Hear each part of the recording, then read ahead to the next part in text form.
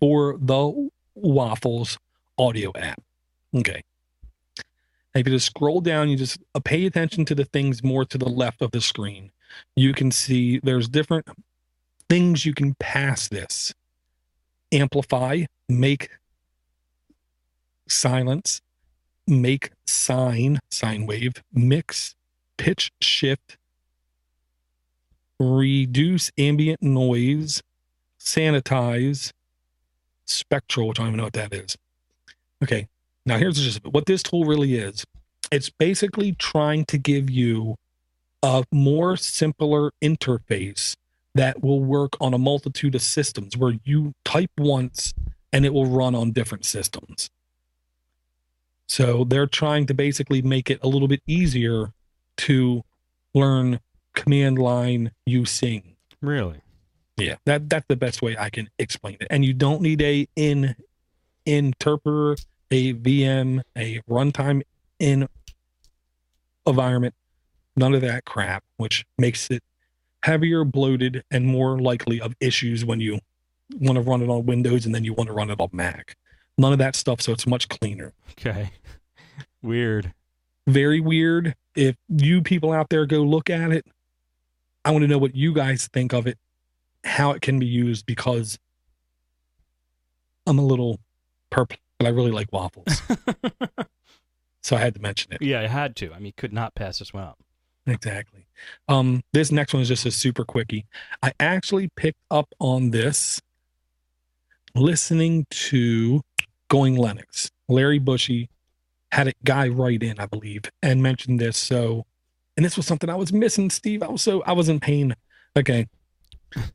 Back in old Ubuntu, old Linux Mint, old whatever, you used to use Compiz with your desktop. That would give you the wobbly windows and all this extra kind of useless stuff. But cool. Cool. Yeah, but cool. One of the things it gave me the ability to do was called Enhanced Desktop Zoom. Yeah.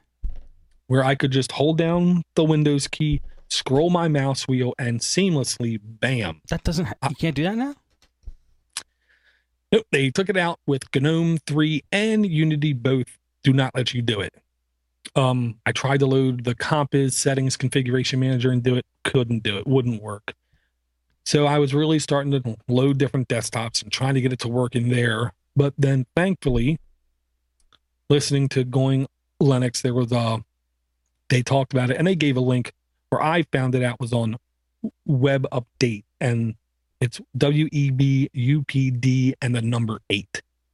Okay. And it's called Compiz like mouse wheel zoom tool for GNOME shell. It's basically called GNOME shell mouse wheel zoom. You do have to run 1, 2, 3, 4, 5, 6 commands to get it installed. Then you have to restart your desktop for it to actually start working. Or just type mousewheelzoom.py. Every time? No, just the one time. Now you can make it so it automatically starts. In fact, they do, because if you look in the block of commands where there's like 5 commands listed in the one box, if you scroll to the right, you'll see the bottom right says etc/xdg/auto start. So you are basically making it auto start every time with that bottom command. Gotcha. So now every time I log into GNOME and I want to zoom, I just hold down Alt and bada bing. It zooms. I like it. I need it. When I'm podcasting, this computer where I'm doing the Skype from, sometimes I need to go over and look at. Well, it's literally about 4.5, 5 feet from me. And it's a 15-inch monitor. So without zooming, when I podcast, that computer is useless.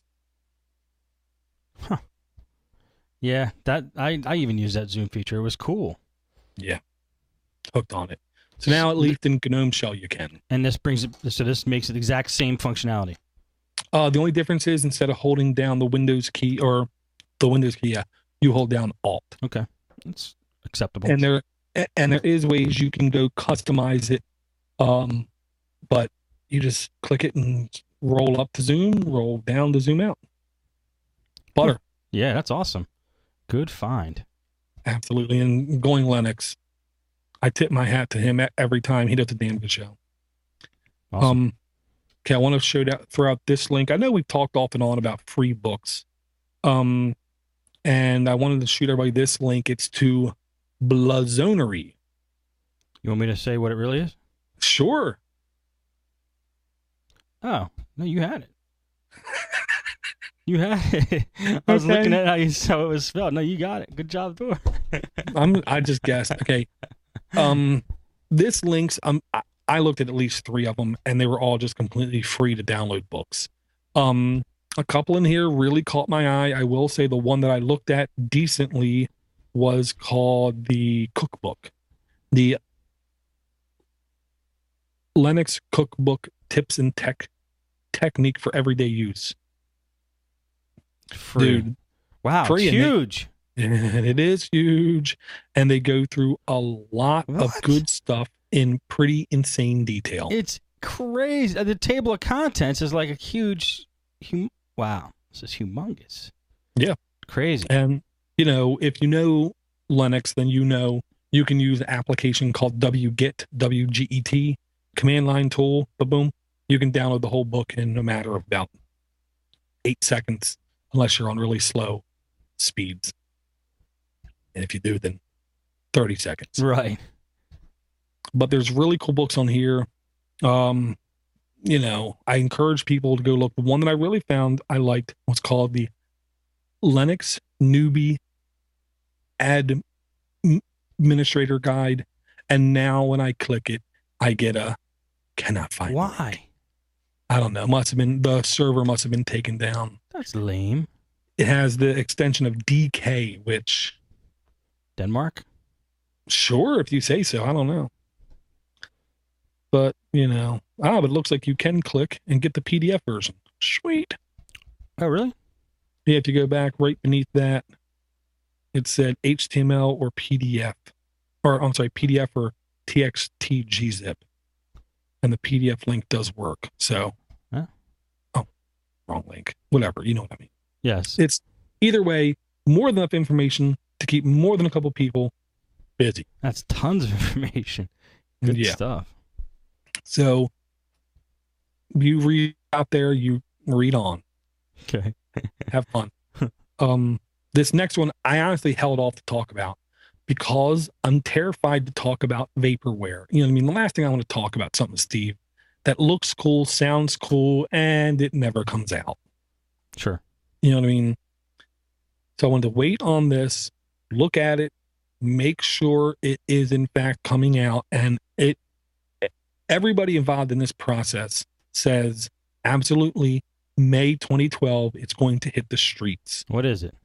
It's a new tablet computer. It's going to be about $600. It's about $600. Well, no, strike that. I'm an idiot.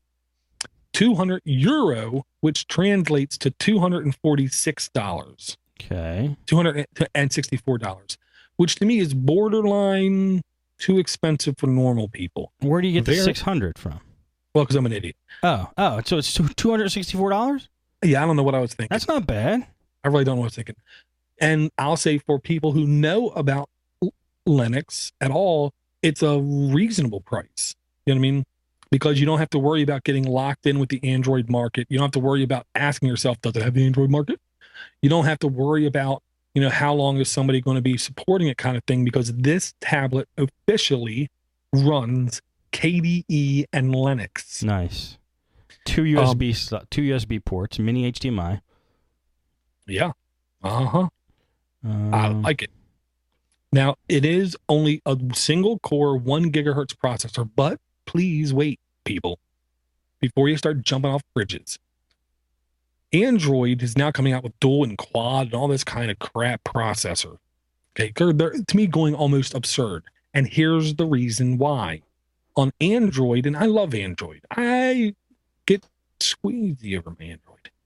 You have the Lennox kernel, then you have a Java virtual machine, then you have a stack on top of that.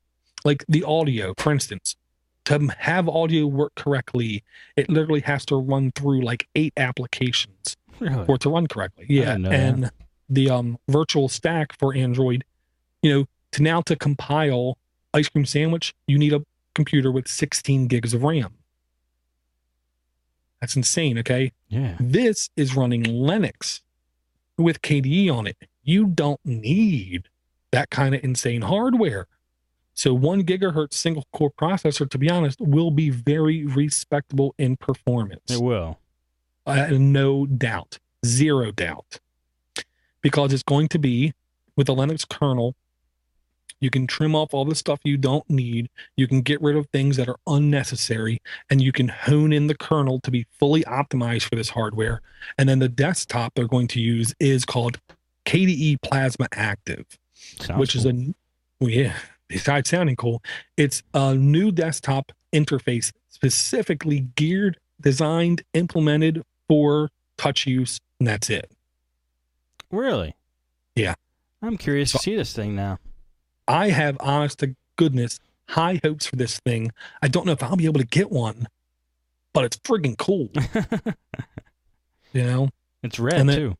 man, it's red. And it looks like they will have pre-orders open probably by the time this cast gets published. So if you want to look at it, it's called Zenithink. Zenithink. And the model number is C71, it looks like. Interesting. Mm-hmm. Could be quite cool. Yeah, I'd like to see a demo of it, with a YouTube video, so you could check out the screen and the speed and stuff. But we'll see it all in good time. Yeah, I do believe certain people have been able to get their hands on and play with it. It wouldn't shock me if there is a video or two out there on YouTube. I didn't go looking for it, though. Okay. I was busy sleeping today. Okay. This next thing, I believe I got from Al Reed, possibly in the Podnutz TeamSpeak server, which I gotta say once again, I really feel like Fubar Johnny, we need to thank him properly for going out on the limb and giving us this tremendously useful service of communication, which is the Podnutz TeamSpeak server. If you want to help him out, log into TeamSpeak and just say, how can I help? We should just call it the Fubar Johnny TeamSpeak server. I do nothing to maintain that. It's all those guys. It really is. So hats off to him big time.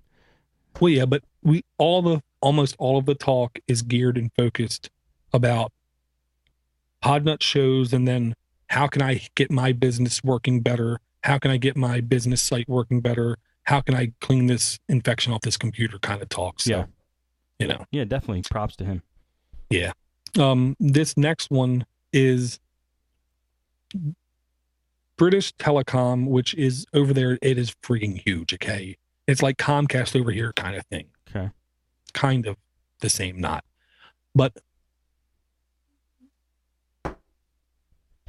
British Telecom has devices that they basically give to their customers, like set-top boxes. It sounds like they are going to discard Microsoft's Media Room software, and they're going to replace it with Lennox over the net. It sounds like they're going to just be doing replacing.